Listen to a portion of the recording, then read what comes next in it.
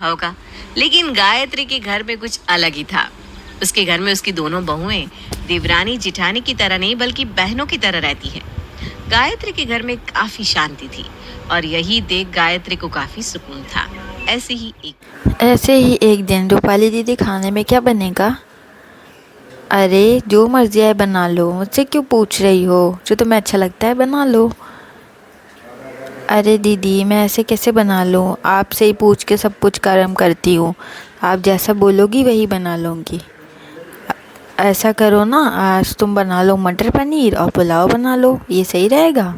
अब तो बनाओगी ना? तो रूपाली की छोटी देवरानी जाके बुरा खाना तैयार करती है। अगले ही दिन साथ उसके घर में काफी शांति रहती, लेकिन ये शांति कब तक रहने वाली थी इसका अंदाजा तो किसी को नहीं था। ऐसे ही एक दिन गायत्री अपनी बहुओं के साथ बैठकर हंसी मजाक कर रही थी। तभी वहां उसकी पड़ोसन कुंती आती है और उनको इस तरह हंसता देखकर कहती है, अरे गायत्री, कहाँ हो तुम सब? तभी तो मैं सोचूं घर के बाहर हंसने की, खिलखिलाने की आवाज़ आ रही है। अरे ये भी कोई पूछने की बात है? अब बहुएं हैं, हम लोग हंसी मजाक करते हैं तो जाहिर सी बात है कि बाहर तो आवाज़ आएगी ही। इसमें इतना सोचने की क्या बात थी? जा बहू जा, जाके फटाफट चाय बना ला और पकौड़े तल लाना। अभी ये आई भी है ना। अरे भाभी, आप कहाँ जाओगी? लाओ मैं ही तल लाती हूँ।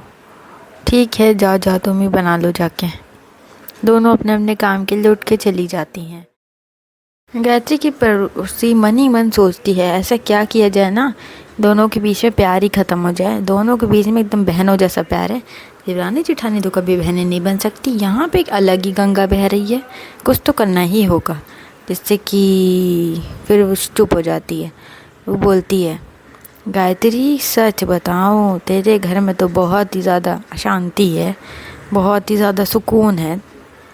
ऐसे ही बहुएं रहनी चाहिए बहनों की तरह। तेरे घर में आकर मुझे सच में बहुत अच्छा लगा। और बड़ी वाली तो काफ़ी समझदार लगती है मुझे।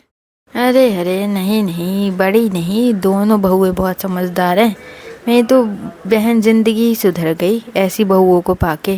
दोनों एकदम बहनों की तरह रहती हैं और कभी भेदभाव नहीं करती। दोनों काम के लिए भी दौड़ जाती हैं, एक सिखाओ तो दूसरी करने को तैयार हो जाती है। ऐसा माहौल है मेरे घर में। अभी तुम ही बताओ, ऐसी बहू रहेंगी तो किस सास को ऐसे लड़ने झगड़ने या सुनाने ताने मारने का मन करेगा? हाँ हाँ गायत्री, तू तो बिल्कुल सही कह रही है। तेरे घर में तो इतना सुकून देख के तो मुझे बहुत अच्छा लगा। अब मुझे ऐसे प्यार देखना रहेगा ना तो मैं तेरे घर चली आया करूँगी। बोल, क्या बोलती है? कैसा रहेगा आइडिया ये वाला मेरा? और बाकी तुम्हारी दोनों बहुएं तो सही हैं, लेकिन छोटी वाली थोड़ी चंट लगती है। बुरा मत मानना, मुझे लगता है ना कि वो ही राज करेगी तुम्हारे घर पे। अरे अरे, ऐसा क्यों बोल रही हो? मेरी दोनों बहुएं बहुत ज़्यादा सुलझी हुई हैं, सीधी हैं दोनों। ऐसे ही छोटी बहू चाय का ट्रे लेके आ जाती है। ऐसे ही हंसी खुशी से कुछ दिन बीतते हैं। फिर एक दिन दोनों मार्केट जाने का प्लान बनाती हैं। फिर बड़ी बोलती है कि तुम कहो तो मैं रुक जाती हूँ, तुम चली जाओ। तो छोटी देवरानी बोलती है, नहीं नहीं भाभी, ऐसा करो आप ही चली जाओ और मेरा भी कुछ सामान है उसको लेती आना। गायत्री बोलती है, दोनों क्या आपस में बातें कर रही हो? हमें मार्केट जाने में देर हो रही है, अब बताओ दोनों में से कौन चलेगा? ठीक है माँ जी, मैं चल लेती हूँ, ये घर का सब काम कर लेगी और खाना भी फटाफट बना लेगी। तो बड़ी वाली जेठानी अपनी सास के साथ चली जाती है मार्केट। उतने में कुंती बाहर से देख रही होती है, फिर अचानक से घर आती है और छोटी देवरानी से बोलती है, आंटी जी आप यहाँ कैसे? अरे मुझे ना तुमसे कुछ ज़रूरी बात करनी थी। मैंने सोचा कि अभी तुम्हारी सास नहीं है, तुम्हारी बड़ी जेठानी भी नहीं है, तो आपको मुझसे क्या बात करनी थी अकेले में? बताइए क्या हुआ? अभी वो लोग तो मार्केट गई हैं। अरे मुझे तुमसे ऐसी सच्चाई बतानी है ना जिसे सुन के तुम्हारे पैरों ज़मीन खिसक जाएगी। इस घर में जो हो रहा है ना तुम्हें कुछ भी नहीं पता है। ऐसी क्या बात है आंटी जी, बताइए क्या कहना चाहती हैं आप मुझसे? मैं ऐसी बात बताऊंगी ना कि तुम सुन भी नहीं पाओगी। तुम्हारी सास जो कि तुम लोगों को दिखाती है कि तुम दोनों को एक बराबर मानती हैं, हाँ वो तो सच में मानती हैं हम लोगों को बराबर, मुझे और बड़ी जेठानी को, हम दोनों को। अरे नहीं नहीं, वो सिर्फ बड़ी जेठानी को ही तुम्हारी बहुत मानती है, वो हर समय उसकी तारीफ़ें करती हैं और तुम सारी तो कोई भी बात नहीं करती। तुम दोनों में बहुत भेदभाव करके रखा है उन्होंने। अब तुम्हें मानना है तो मानो, नहीं मानना है तो मत मानो कि तुम कुछ भी नहीं हो इस घर के लिए। बड़ी बहू ही सब कुछ है और उसने ही पूरे घर पे राज करके रखा है। और वो तुमको भी सामने ना बहुत अच्छी बनती है, बाकी पीठ पीछे तुम्हारी बहुत बुराई करती है। अगर नहीं विश्वास है तो मत मानो, मेरा क्या जा रहा है, मुझे तो सच बताना था। ये सब कह के वो वहाँ से चली जाती है। को उसकी बात पर विश्वास नहीं था। वो उसकी बातों को इग्नोर कर देती है। शाम को जब रूपाली और गायत्री आती है तो रूपाली किसी से कुछ ना कहते हुए अपने कमरे में चली जाती है। उसका ऐसा बर्ताव देखकर छाया को कुछ भी समझ में नहीं आया कि आखिर उसकी जेठानी ने उससे बात क्यों नहीं की। समय बीतता है। एक दिन छाया अपनी जेठानी के पास आती है तो देखती है रूपाली अपनी बेटी को खाना दे रही है और वहीं सीता बैठी अपनी बड़ी माँ का मुंह देख रही थी। रूपाली सीता को खाने के लिए कुछ देती उससे पहले ही छाया वहां आ जाती है और सीता का हाथ पकड़कर उसको वहां से ले जाने लगती है। पर तभी रूपाली छाया को रोकती है और कहती है, छाया क्या हुआ, तुम मुझसे गुस्सा हो क्या? गुस्सा मैं नहीं बल्कि आप है। आप ही मुझसे बात नहीं कर रही हैं और वैसे भी आप मुझसे बात क्यों करेंगी? आखिर मैं होती ही कौन हूँ? अरे अरे, ये तुम कैसी बात कर रही हो? छाया, तुम्हें पता है तुम मेरी छोटी बहन हो। अगर मैं आपकी छोटी बहन होती तो आप मुझे हर चीज बताती, आप मुझसे कुछ छुपाती नहीं। अरे लेकिन मैंने क्या छुपाया है, मुझे तो कुछ समझ में ही नहीं आ रहा।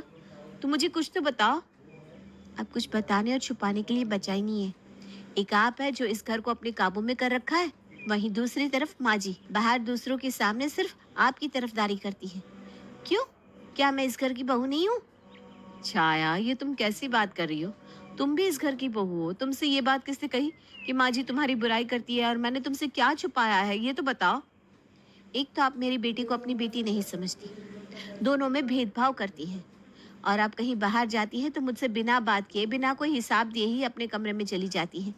आप उस दिन जब राशन लेकर आई थी तब मैंने देखा था आप कुछ लेकर आई हैं, लेकिन आपने मुझे कुछ नहीं बताया।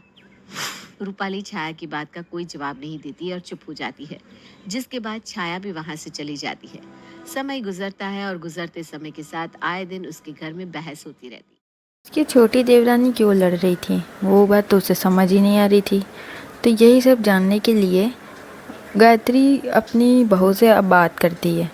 उसकी बड़ी बहू बोलती है, माँ जी मुझे समझ नहीं आ रहा है कि छोटी देवरानी का इस तरह से बर्ताव क्यों है, क्योंकि मैं तो उसे बहन की तरह मानती हूँ और मैंने तो कभी भेदभाव नहीं किया हम दोनों के बीच में, लेकिन पता नहीं वो क्यों ऐसे बर्ताव कर रही है, समझ नहीं आ रहा है। चिड़ी चिड़ी भी रहती है काफ़ी ज़्यादा।